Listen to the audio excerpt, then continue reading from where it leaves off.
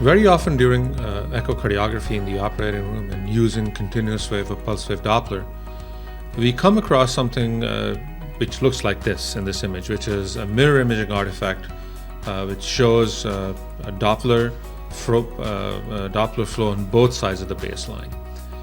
I never understood that clearly myself and had to do a bunch of research and look up a lot of articles to understand the physical principles behind the generation of a mirror imaging artifact.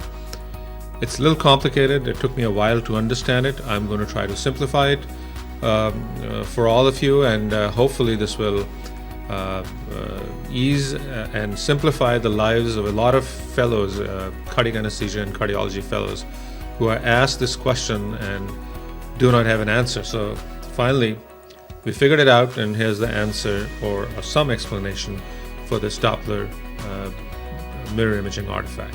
Have fun. So in order to completely understand the Doppler mirror imaging artifact, we have to appreciate the principle of electronic gating, the concept of mixing the transmitted and reflected signals, and determination the level of synchronization of lack of it between the two signals, and a process of quadrature phase demodulation. So let's go over the electronic gating of pulse wave Doppler signals first. So the system sends out a pulse that travels to a pre-selected depth, which is determined by the sonographer. The scattered and reflected signals are both detected by the same transducer. However, the most important part is that only those echoes or those signals are detected in a narrow time interval after pulse which correspond to a certain depth. All are rejected, which means in this specific case, when the transducer sends out a pulse, it receives a lot of pulses back right from the moment it's being transmitted, but only the ones which are coming out after a certain time delay that corresponds to the pre-selected depth are kept in the sample and hold unit and are detected, amplified, and demodulated to be compared to the transmitted reference signal. That's the first step. Now we come to the second step, which is the extraction of the Doppler shift from the reference signal as well as the received signal. So as you can see, this reference signal, this is the one that is transmitted. We're talking about pulse wave Doppler, so this is the received ultrasound signal. So now this is interrupted because it is time gated. We are only detecting the reflected signals that are coming after a certain specific time delay. So that's the reference signal. This is the received ultrasound signal, which is those pulses that are coming out after a certain specific, from the sample volume that is at a specific depth, are received back during the process of reflection.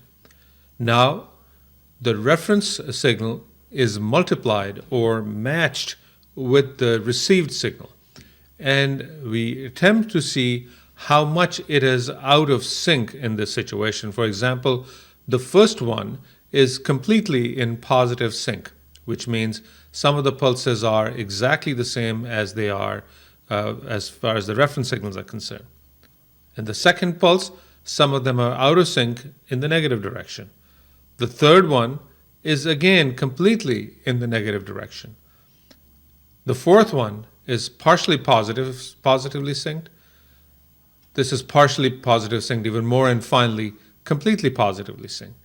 Now, based on their synchronization, that is the reference as well as the received, this is the reference signal multiplication with the transmitted signal or with the reflected signal, and the high frequency oscillations are removed, and we tend to have a Doppler shift between, that is the reference signal as well as the received signal, and that is the pulse wave Doppler signal processing to get to the Doppler shift between these two signals.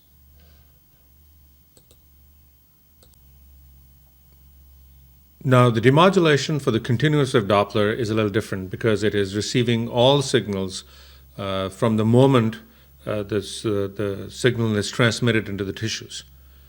So the detected Doppler shifted signal, which is transmitted as well as the detected signal, is an entire range from the entire length of the propagation of the signal. So it is not time gated, and it is not something that is interrupted in any phase. So both the signals in a similar fashion are multiplied with each other, which means the transmitted signal and the detected Doppler signals are multiplied with each other to get a multiplied signal which is a mixture or the mixing of the transmitted and received signals.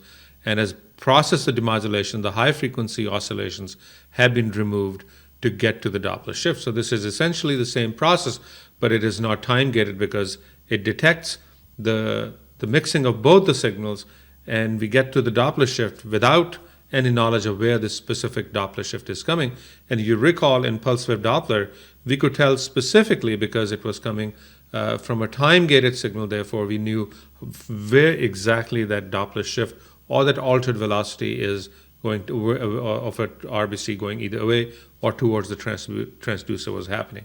So this is the process of demodulation, and we'll get to this syncing in the next stage.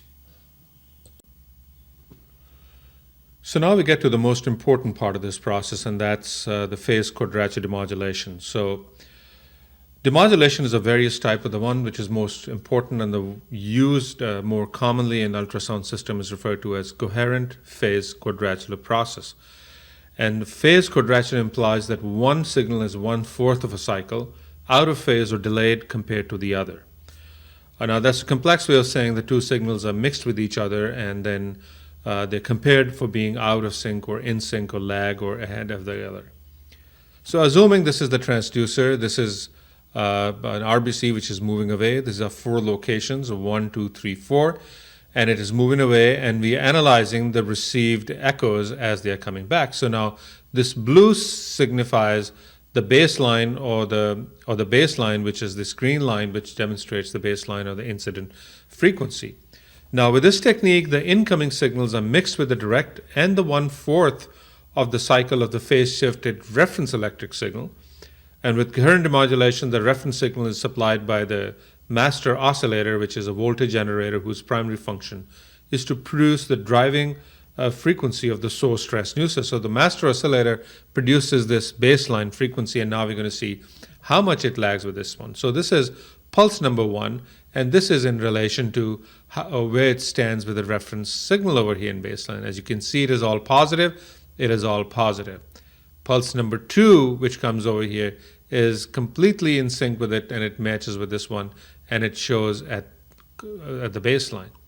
The third one is completely negative sync, which means it is, as opposed to the baseline frequency, it is way negative, and therefore it is out of sync in the negative fashion. And as opposed to that, the fourth one is only partially positive over here, and therefore it shows a positive deflection here. So in this case, demodulation results in a generation of a direct and a quadrature output. When the flow is towards the transducer, the direct signal lags the quadrature signal by 1/4, which means it's a faster, higher frequency. When the flow is away from the transducer,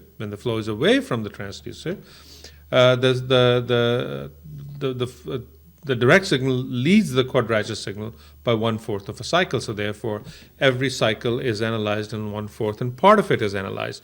Now this implies that if there is turbulent flow in both directions, and if this syncing doesn't work because it detects signals going both away and away and towards, that is, they're out of sync and in sync at the same time, you end up having a Doppler mirror imaging artifact. That is one explanation for a flow on both sides of the baseline. So in the final analysis, Doppler imaging artifact is based on miscalculation of synchronization between the incident or the transmitted and the reflected signals. We can go over the way the Doppler signal is multiplied and Doppler shift extracted between the continuous wave Doppler and the pulse wave Doppler, and finally the quadrature phase demodulation, this being the reflected signal, this being the frequency of the incident signal. I say pulse 1 is exactly at the same phase as the incident phase, hence there is no Doppler shift. Pulse 2 is also at the same place as the incident signal, and hence no Doppler shift.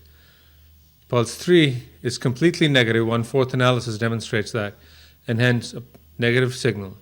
And pulse 4 is partially positive, and hence the fourth part, it demonstrates a positive shift. A miscalculation, an artifactual flow which is out of sync in either direction is seen as a mirror imaging artifact.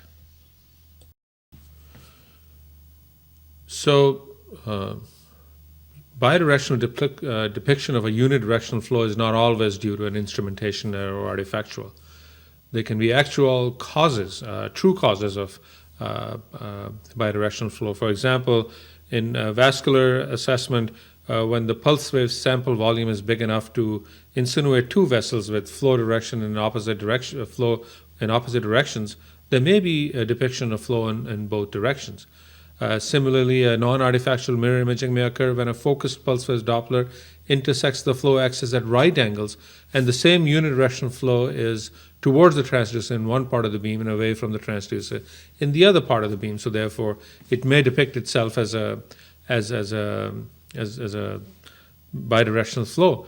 However, to differentiate, one must optimize the instrumentation settings, reduce the gain, see if there's not too much turbulence, raise the scale, and do all these maneuvers to exclude bidirectional flow, true bidirectional flow, from an instrumentation error.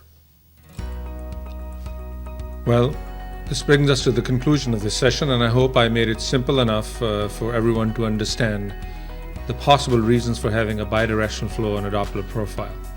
It's a pretty complicated subject. I try to simplify it as much as I possibly could, and I hope this helps all the fellows when next time they are pimped with a question regarding a Doppler imaging artifact, that they can give a comprehensive answer, so that they never be asked the same question again.